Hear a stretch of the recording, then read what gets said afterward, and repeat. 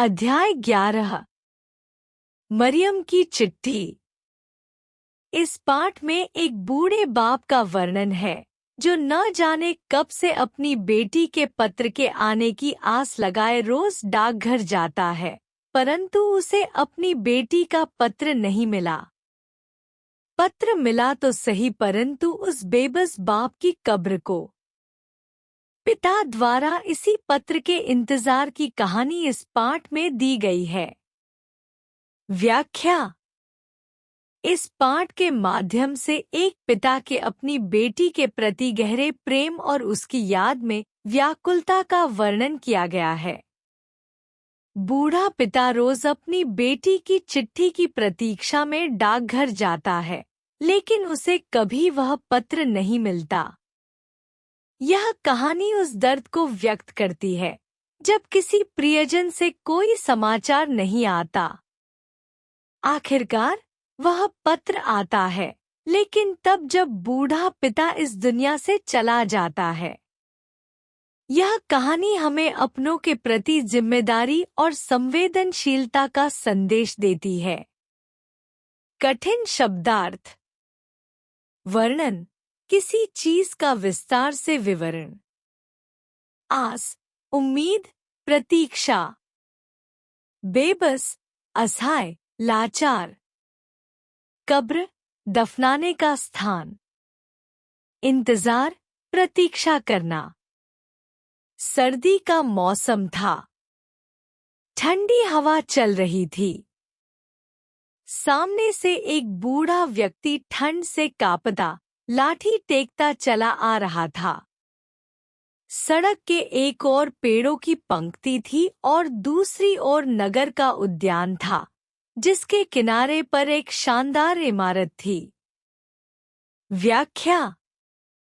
इस अंश में ठंड के मौसम का दृश्य चित्रित किया गया है। एक बूढ़ा व्यक्ति ठंडी हवा से कांपता हुआ और लाठी के सहारे धीरे धीरे चल रहा है। यह उसके जीवन की कठिनाई और लाचारी को दर्शाता है।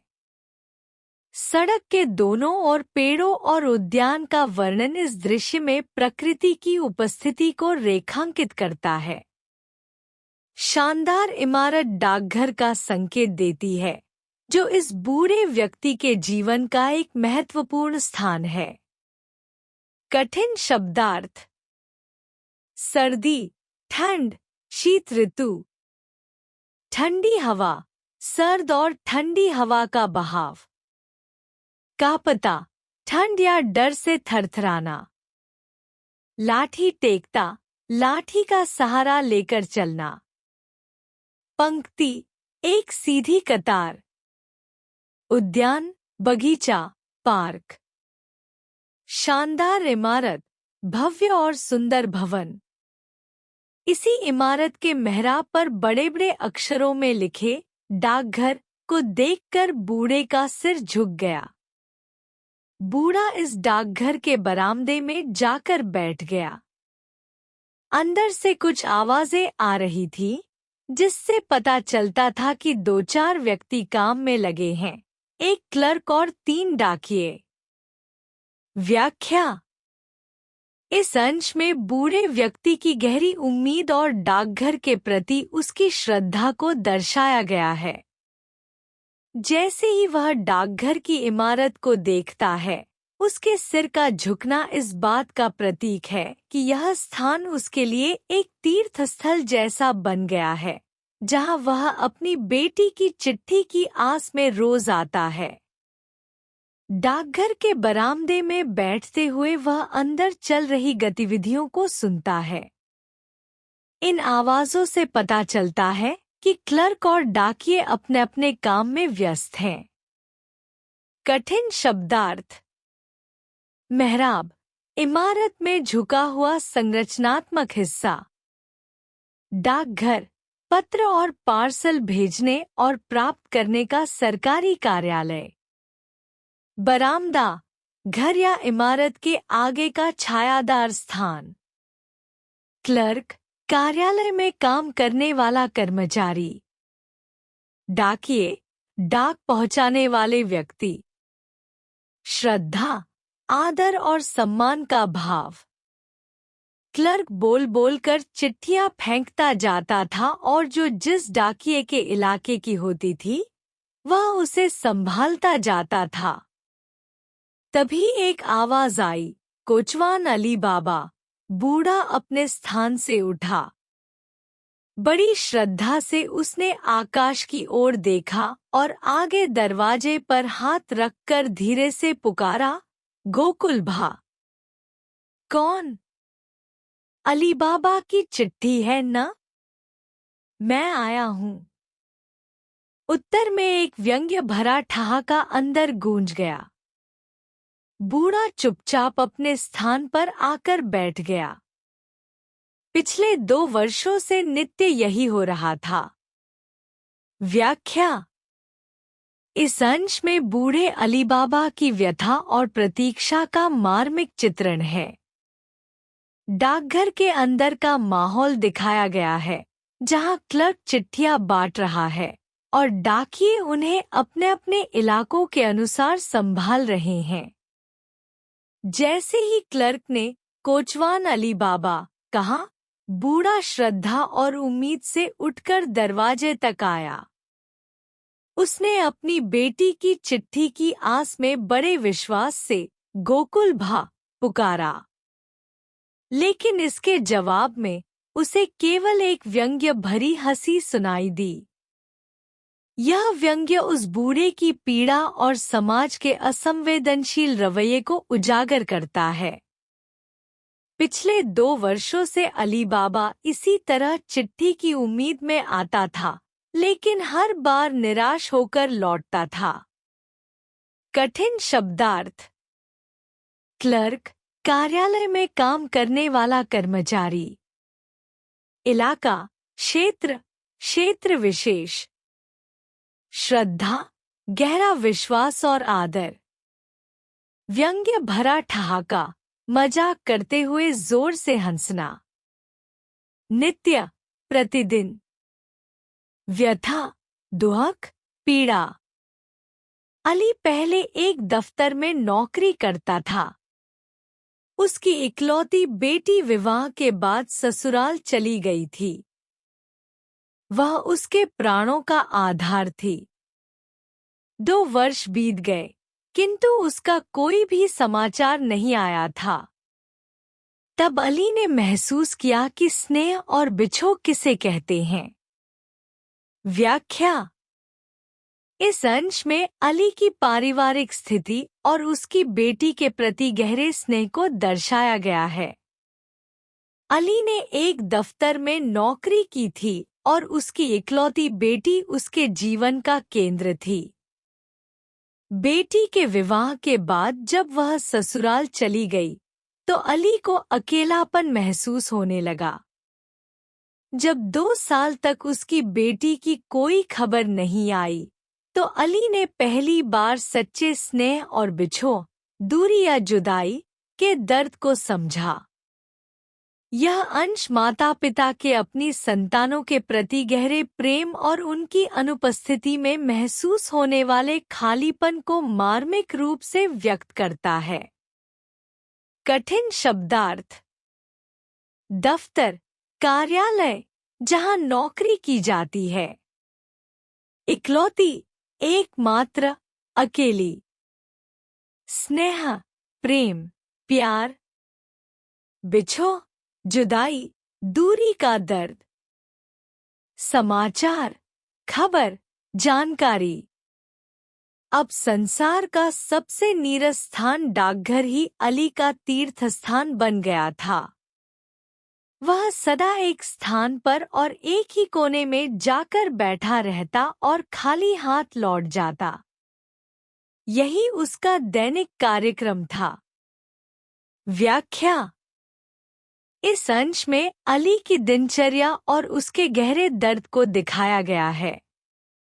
डाकघर, जो आम तौर पर चिट्ठियां और खुशखबरियां लाने का स्थान होता है, अली के लिए अब नीरस, उदास और खाली स्थान बन गया था। यह स्थान उसके जीवन का केंद्र बन गया क्योंकि उसे उम्मीद थी कि यहीं से उसकी बेटी का पत्र आएगा। अली हर दिन डाकघर आता, एक कोने में बैठता और हमेशा खाली हाथ लौट जाता।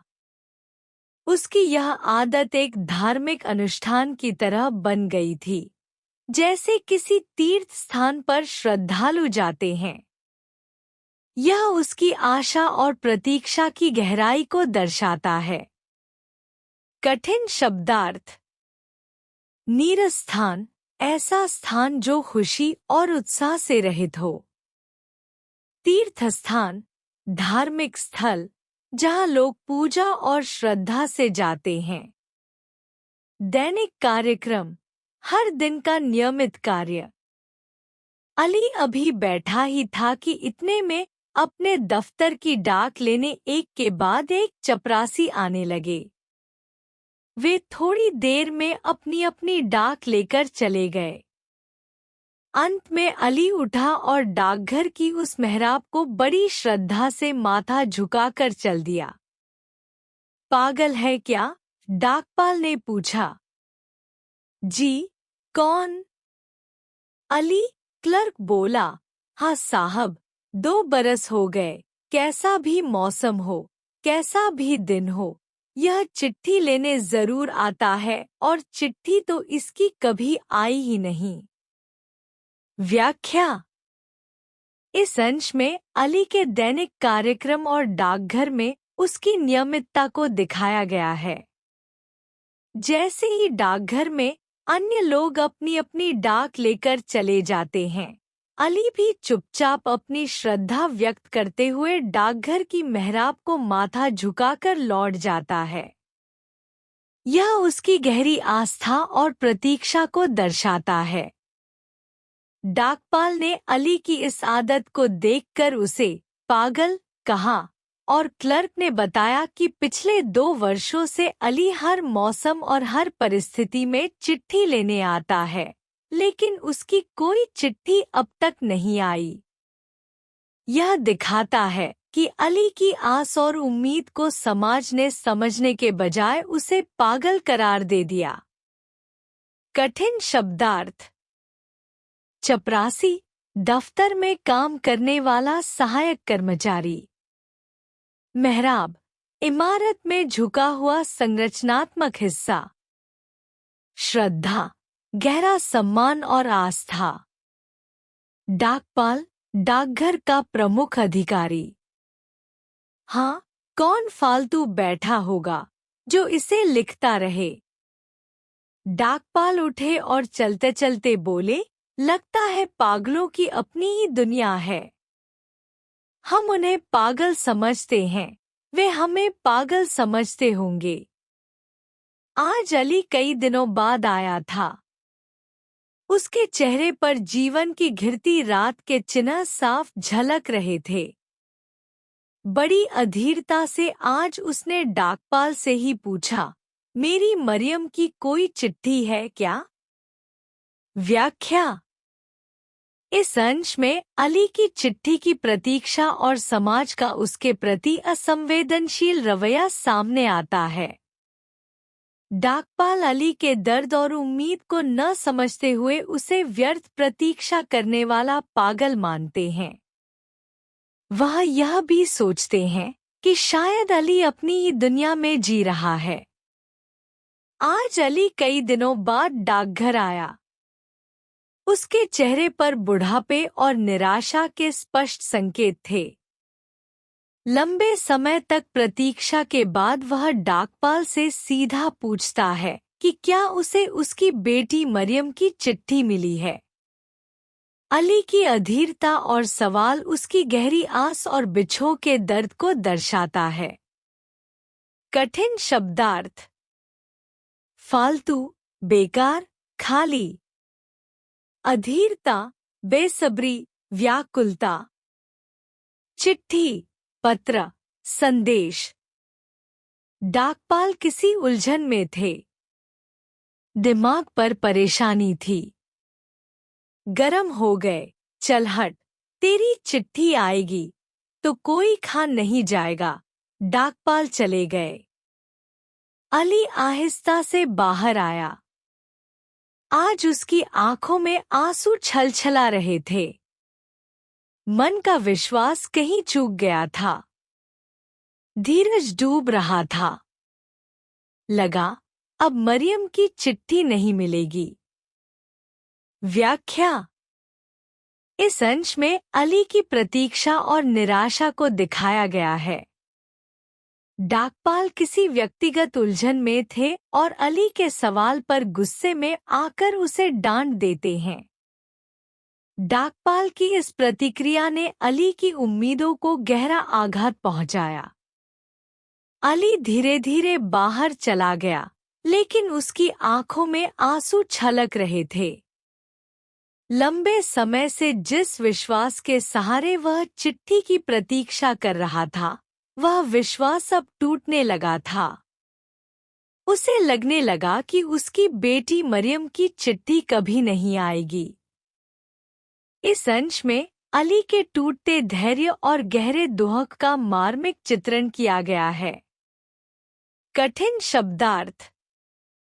उलझन, मानसिक परेशानी, समस्या। गरम, गुस्से में आना। आहिस्ता, धीरे धीरे, शांति से। आंसू छलछलाना, आंखों में पानी आना, रोना। धीरज, धैर्य, संयम। उसे अपने पीछे एक क्लर्क आता दिखाई दिया। अली उसकी ओर मुड़ा और बोला, भाई। क्लर्क चौंका। सहृदय था वह। क्या? देखो, मेरे पास यह है। अली ने अपनी अंटी से निकालकर एक पुरानी डिबिया में रखी 5 गिन्नियां दिखाईं। क्लर्क चौंका। व्याख्या।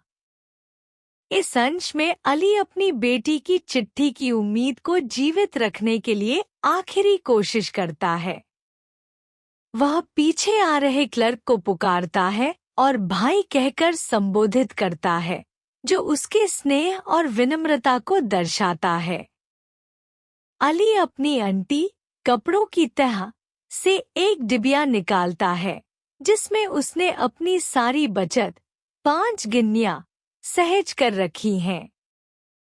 यह अंश अली की निराशा और उसके गहरे प्रेम को दर्शाता है, जहां वह अपनी संपत्ति तक को त्यागने के लिए तैयार है, ताकि मरियम की चिट्ठी उसे मिल सके। क्लर्क का चौंकना यह संकेत देता है कि उसे अली की इस भावुकता और पीड़ा का एहसास होने लगा है। कठिन शब्दार्थ। गिन्नियां, पुराने समय के सोने चांदी के सिक्के। सहृदय, दयालु, संवेदनशील। चौंका, अचानक आश्चर्यचकित होना। चौंको मत, यह तुम्हारे काम की चीज है। मेरे लिए अब इसका उपयोग नहीं रहा। मगर एक काम करोगे? क्या? यह ऊपर क्या दिखाई दे रहा है? आसमान। वहां ऊपर खुदा है। मैं उसकी साक्षी में यह अपनी सारी दौलत देता हूं। तुम्हारे पास मेरी मरियम की चिट्ठी आए तो पहुंचा देना। व्याख्या। इस अंश में अली अपनी भावनाओं को क्लर्क के सामने पूरी तरह प्रकट करता है। वह कहता है कि उसके पास जो भी है वह अब उसके लिए उपयोगी नहीं रहा, लेकिन वह इन 5 गिन्नियों को खुदा की साक्षी मानकर क्लर्क को सौंपता है और उससे वादा लेता है कि यदि कभी उसकी बेटी मरियम की चिट्ठी आए तो वह उसे उसकी कब्र पर पहुंचा दे। यह अंश अली के गहरे विश्वास और त्याग को दर्शाता है। वह अपने जीवन की बची हुई सारी उम्मीद और संपत्ति इस चिट्ठी पर केंद्रित करता है। खुदा का नाम लेकर उसने अपनी अंतिम इच्छा क्लर्क को सौंप दी, जो उसकी बेटी के प्रति उसकी असीम ममता और बिछो के दर्द को उजागर करता है। कठिन शब्दार्थ। साक्षी, गवाह, प्रमाण। दौलत, धन, संपत्ति। खुदा, ईश्वर। उपयोग, काम में लाना। चौंको मत, आश्चर्य मत करो। चिट्ठी, पत्र, संदेश। चिट्ठी, कहाँ पहुंचा दूं? मेरी कब्र पर। एन, हाँ भाई, आज आखिरी सलाम है। व्याख्या। इस अंश में अली ने अपनी भावनाओं को स्पष्ट रूप से व्यक्त किया। जब क्लर्क ने पूछा कि चिट्ठी कहाँ पहुंचानी है, तो अली ने कहा कि उसे उसकी कब्र पर पहुंचा दिया जाए। यह बात सुनकर क्लर्क हैरान हो गया। लेकिन अली ने बड़ी शांति और गहराई से जवाब दिया कि यह उसका आखिरी सलाम है। यह अंश अली की स्थिति का चरम बिंदु है, जहां वह अपने जीवन के अंत को स्वीकार कर चुका है और अब केवल अपनी बेटी की चिट्ठी की प्रतीक्षा कर रहा है, भले ही वह उसकी मृत्यु के बाद मिले। यह जीवन की नश्वरता और अपनों के प्रति असीम प्रेम का मार्मिक चित्रण है। कठिन शब्दार्थ। कब्र, मृत व्यक्ति को दफनाने का स्थान। आश्चर्य या अचंभे का भाव। आखिरी सलाम, अंतिम विदाई, अंतिम इच्छा। भाई, यहाँ अपंथों और विनम्रता का भाव। अली की आंखों में एक अजीब सा धुआं जैसा भरता जा रहा था। फिर अली कभी दिखाई नहीं दिया। व्याख्या। इस अंश में अली के मन और शरीर दोनों की थकावट को गहराई से व्यक्त किया गया है। उसकी आंखों में अजीब सा धुआं उसका दुख, निराशा और टूटती हुई उम्मीदों का प्रतीक है। यह धुआं उसके दर्द और आंसुओं का मिलाजुला रूप है। इसके बाद अली कभी डाकघर में नहीं आया। यह अली के जीवन के अंत का संकेत है। वह अपनी बेटी की चिट्ठी की प्रतीक्षा करते करते इस दुनिया से विदा ले चुका था। इस अंश में अली के दर्द भरे जीवन और उसकी अधूरी उम्मीदों का मार्मिक अंत दिखाया गया है। कठिन शब्दार्थ। अजीब सा धुआं, दुख और निराशा का भाव, आंसुओं का मिश्रण। कभी दिखाई नहीं दिया, जीवन से विदा हो जाना, मृत्यु का संकेत। डाकपाल साहब आज कुछ बेचैन थे। उनकी लड़की दूर कहीं बीमार थी। वे उसका समाचार पाने को तड़प रहे थे। डाक आई। एक रंगीन लिफाफे को अपना समझ डाकपाल ने जल्दी से उठाया, लेकिन देखा तो उस पर लिखा था, कोचवान अली बाबा। व्याख्या। इस अंश में डाकपाल की बेचैनी और उनकी अपनी बेटी के प्रति चिंता का चित्रण किया गया है। उनकी बेटी बीमार थी और वे उसका समाचार पाने के लिए व्याकुल थे।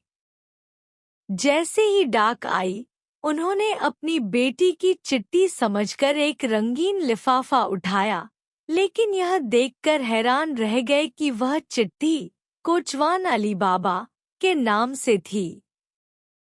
यह घटना डाकपाल के दृष्टिकोण में बदलाव की शुरुआत है।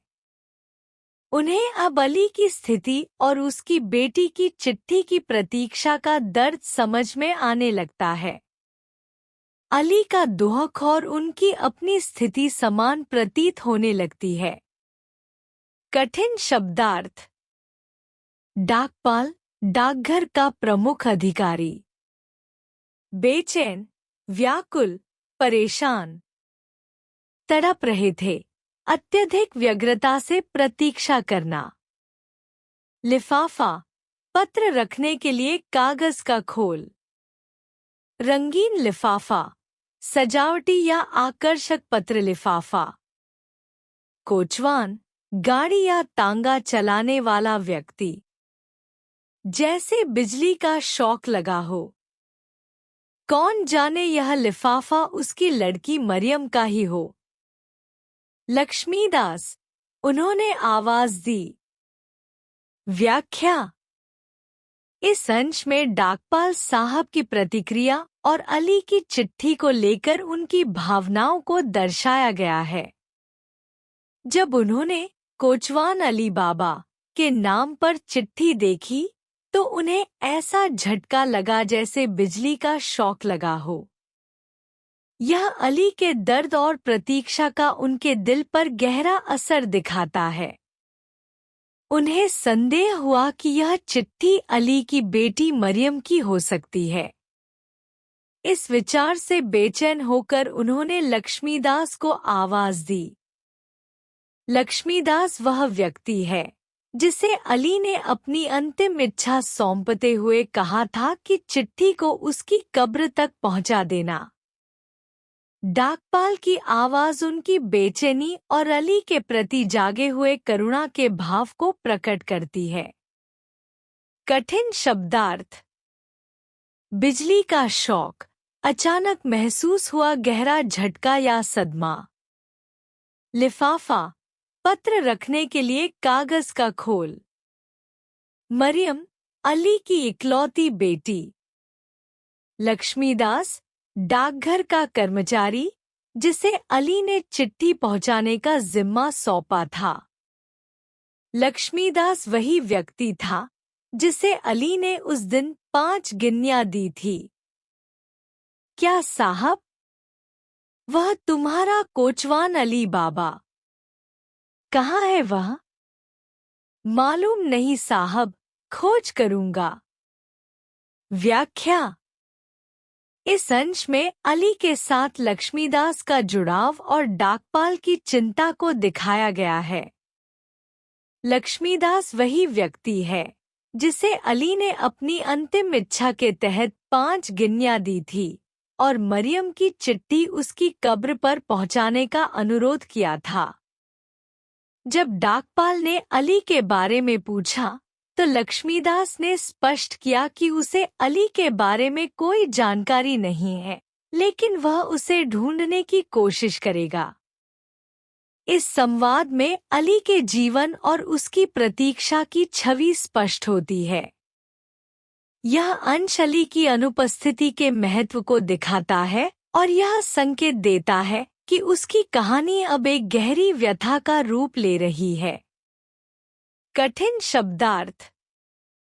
गिन्नियां, पुराने समय के सोने या चांदी के सिक्के।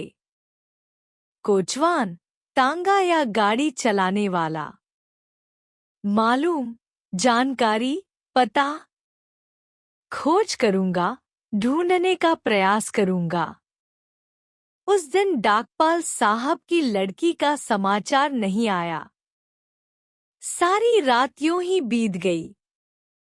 दूसरे दिन 3 बजे भी ऑफिस में वे उसी तरह बैठे थे।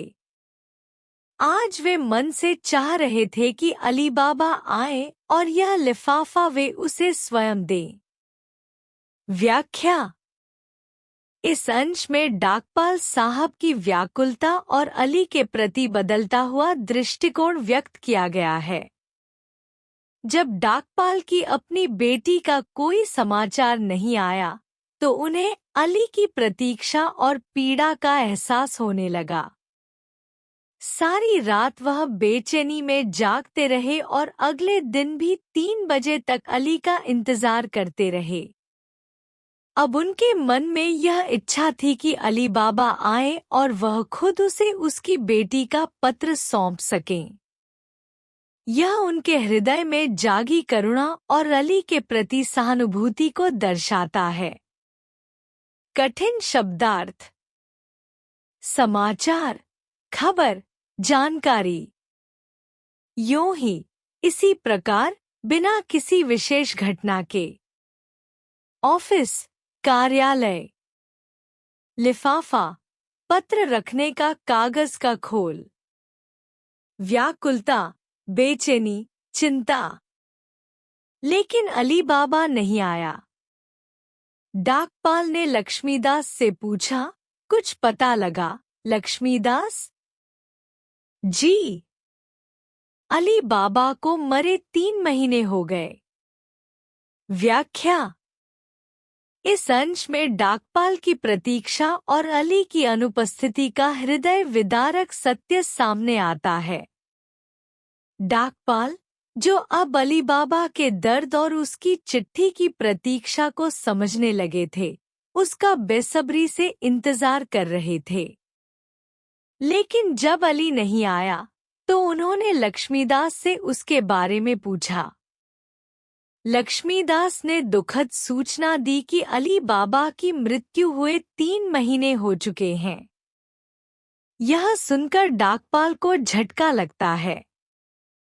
यह अंश अली की प्रतीक्षा, उसकी व्यथा और उसके जीवन के अंत का दर्दनाक निष्कर्ष प्रस्तुत करता है। कठिन शब्दार्थ: लक्ष्मीदास, डाकघर का कर्मचारी जो अली से जुड़ा था। मरे, मृत्यु होना। अनुपस्थिति, न होना, गैरहाजिरी। झटका, गहरी मानसिक चोट या सदमा। डाकपाल धफ से रह गए। क्या करें, क्या नहीं, समझते न बना। मरियम की चिट्ठी सामने पड़ी थी। अली की बेबस सूरत उनकी आंखों के आगे घूम रही थी। अब वे समझ सकते थे कि किसी दुखिया की इकलौती बेटी की चिट्ठी न आए तो उसका दर्द क्या होता है। व्याख्या: इस अंश में डाकपाल की मानसिक स्थिति और उनके भीतर के बदलाव का वर्णन है। अली की मृत्यु की खबर सुनकर डाकपाल स्तब्ध रह गए। उनके सामने अली की पीड़ा और उसका निरंतर इंतजार स्पष्ट रूप से उभर आया। मरियम की चिट्ठी, जो अब तक अली की प्रतीक्षा का केंद्र थी, उनके सामने पड़ी थी, लेकिन अब वह चिट्ठी अली को कभी नहीं मिल सकती थी। डाकपाल को अब उस दर्द का अनुभव हो रहा था जो अली ने इकलौती बेटी की चिट्ठी की प्रतीक्षा में सहा था। यह अंश सहानुभूति, पछतावे और जीवन की अप्रत्याशितता को उजागर करता है। कठिन शब्दार्थ: धफ से, अचानक चौंक जाना। बेबस सूरत, असहाय और दुखी चेहरा। दुखिया, दुआख से भरा हुआ व्यक्ति। इकलौती, एकमात्र। सूरत, चेहरा। क्लर्क और डाकिये अपना अपना काम करते रहे और डाकपाल साहब अधिकाधिक गंभीर होते गए। दिन डूबने से पहले लक्ष्मीदास और डाकपाल धीमे धीमे अली की कब्र पर गए। मरियम की चिट्ठी डाकपाल के हाथ में थी। उन्होंने कब्र पर सिर झुकाया और मरियम की चिट्ठी कब्र पर रख दी। व्याख्या: इस अंश में अली की प्रतीक्षा का अंत और डाकपाल की भावना की पराकाष्ठा को दर्शाया गया है। क्लर्क और डाकिये अपने दैनिक कार्यों में व्यस्त थे, लेकिन डाकपाल साहब अली की कहानी और उसकी पीड़ा के बारे में सोचते हुए गंभीर हो गए। अंततः दिन डूबने से पहले लक्ष्मीदास और डाकपाल अली की कब्र पर पहुंचे। डाकपाल ने मरियम की चिट्ठी हाथ में ली और अली की कब्र पर सिर झुकाकर श्रद्धापूर्वक चिट्ठी रख दी। यह क्रिया अली की प्रतीक्षा को सम्मान देने और उसके प्रति करुणा व्यक्त करने का प्रतीक है। इस दृश्य के माध्यम से कहानी भावनात्मक चरम पर पहुंचती है, जहां अली की चिट्ठी, जो उसकी प्रतीक्षा का केंद्र थी, उसकी अनुपस्थिति में उसकी कब्र तक पहुंचाई जाती है। कठिन शब्दार्थ: गंभीर, सोच में डूबा हुआ, चिंतित। धीमे धीमे, धीरे धीरे, शांत गति से। कब्र, मृत व्यक्ति को दफनाने का स्थान। श्रद्धापूर्वक, आदर और सम्मान के साथ।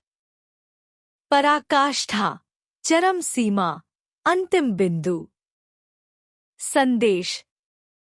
इस पाठ से यह संदेश मिलता है कि हमें किसी भी असहाय व्यक्ति का मजाक नहीं उड़ाना चाहिए। उसकी परेशानी को समझना चाहिए। क्या पता आप जिस परेशानी का मजाक उड़ा रहे हों, कभी आप भी उसी परेशानी से परेशान हो जाए। व्याख्या। इस कहानी के माध्यम से यह समझाया गया है कि अली की स्थिति को डाकपाल और अन्य लोग शुरुआत में नहीं समझ सके। उन्होंने उसकी प्रतीक्षा और दुख को मजाक के रूप में लिया। लेकिन जब डाकपाल अपनी बेटी की चिंता में पड़ गए, तो उन्हें अली के दर्द और उसकी प्रतीक्षा का गहराई से एहसास हुआ।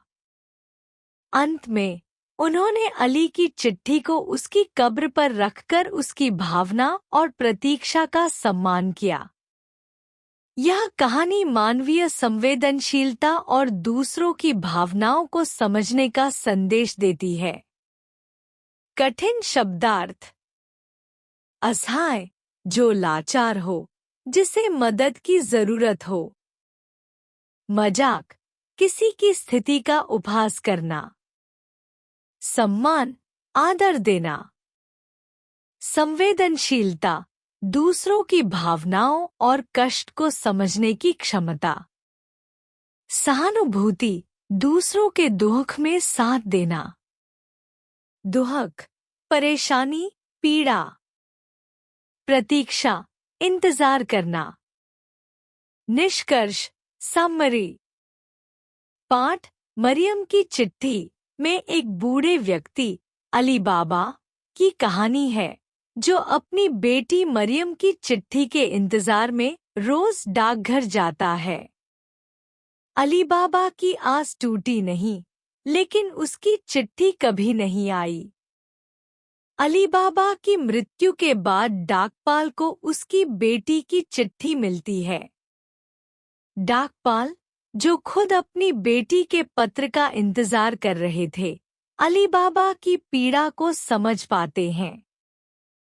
वे चिट्ठी को अली बाबा की कब्र पर रखकर अपनी गलती का प्रायश्चित करते हैं। मुख्य संदेश, मेन मैसेज। दूसरों की पीड़ा का सम्मान। हमें दूसरों के दुख का मजाक नहीं उड़ाना चाहिए, बल्कि उनकी भावनाओं को समझने की कोशिश करनी चाहिए। संवेदनशीलता और सहानुभूति। किसी भी व्यक्ति की परिस्थितियों को देखकर सहानुभूति और सम्मानपूर्वक व्यवहार करना चाहिए। आस और प्रेम की ताकत। अली बाबा की बेटी के प्रति असीम प्रेम ने उसे अंत तक अपनी चिट्ठी की प्रतीक्षा करने का धैर्य दिया। देर से सही, पर सीखना। डाकपाल को अली बाबा की पीड़ा को समझने में देर लगी, लेकिन उन्होंने अपनी गलती का एहसास किया और उसे सुधारने का प्रयास किया।